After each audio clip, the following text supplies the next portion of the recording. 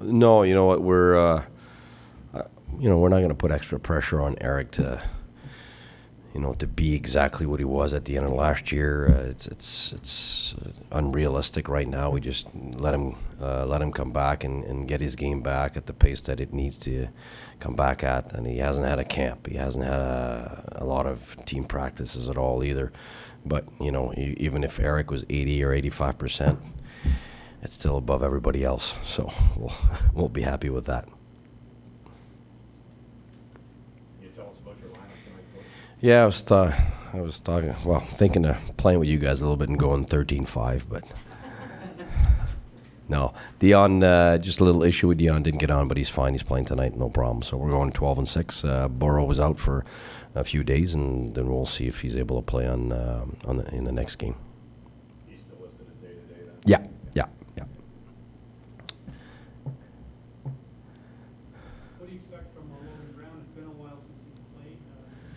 I don't know what to expect, to be honest with you. I think it's the same as since he's been here. It's an everyday opportunity for him to see if he can stay.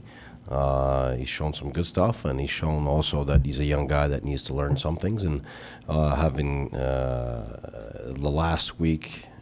Well, he was supposed to play on the road trip. It's just the team was doing so well that wasn't going to do some tryouts. We're here to win, and so we were winning, and the players that were in the lineup were playing terrific.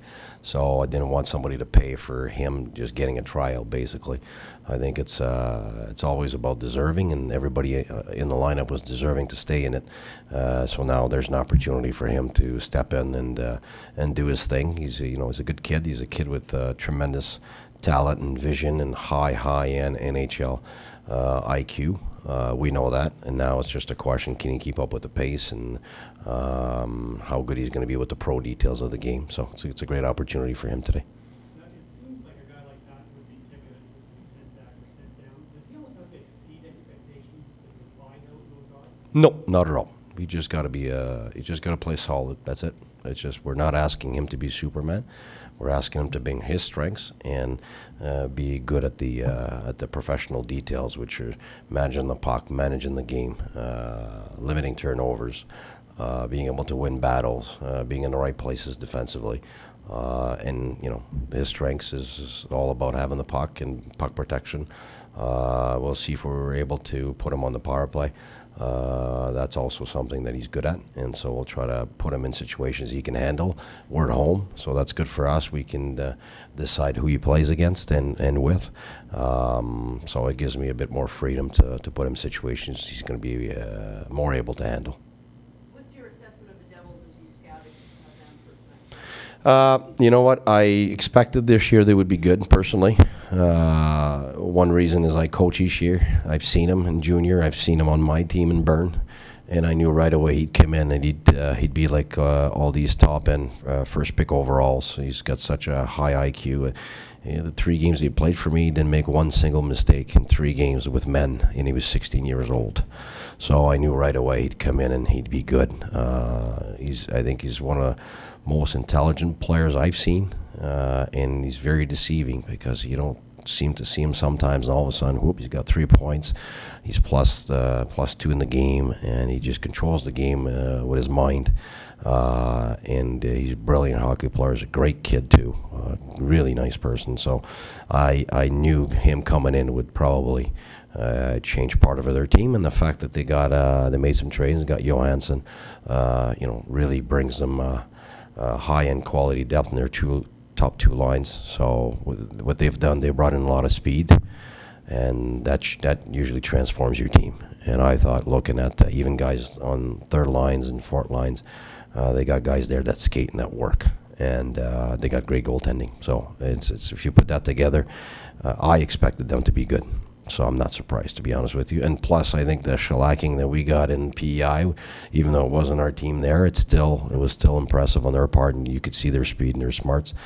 And that's exactly what we're seeing right now throughout the league. They've been they've been really good against high-end teams. You know, they beat Toronto in Toronto 6-3, and they beat the high-end teams. So right now they're not surprising us. We know they're coming in here. They're a high-end team right now, and we got to be at our very best. A little bit about the home record, and ultimately, does it really matter where you get your points? Do you need to establish yourself as a good home team, or as long as you get enough points to make the playoffs? Well, if you establish yourself as a great home team and then you're bad on the road, then all you hear about is you're bad on the road. Then you're a great road team, and then at home you're not good, then you're not good on the road. You want to be good everywhere. It's the NHL. If you're going to be a bad road team, you're not making playoffs. If you're going to be a bad home team, you're not making playoffs. It's the same as the old, oh, this is an offensive team or this is a defensive team. If you're a defensive team, you're not making playoffs. If you're an offensive team, you're not making playoffs. You got to be both. There's a line now that really is the mark. You got to get to a certain level defensively and offensively and it's the same home and away. So we want to be good at both. And right now we've had the first 2 games were really good at home. We could have won both. The last game, and I was honest with the players too. Our first period was outstanding, and trailing after that power play goal was deflating. And I thought maybe it was more of a mental thing, but looking at the video after and feeling it out, is we were starting to really feel the effect of the trip, second period and third period, and looking at our stats and looking at the video, it was clear, and that's what I felt on the bench. We had no pushback. We tried to push back, but there was no, so that's why we had a day off yesterday, get the energy back, a recovery day, and that's my job to know what's what. When the players are not putting out, I got to know, and when it's sometimes circumstances like fatigue, it's my job to know what it is, and we all judge that we needed more energy to face the team we're facing today, and that's why yesterday we had a recovery day. It's more about enthusiasm and energy before anything else. If you don't have those two, you can't get your work ethic, and your discipline doesn't hold, and we saw that last game. If I mind.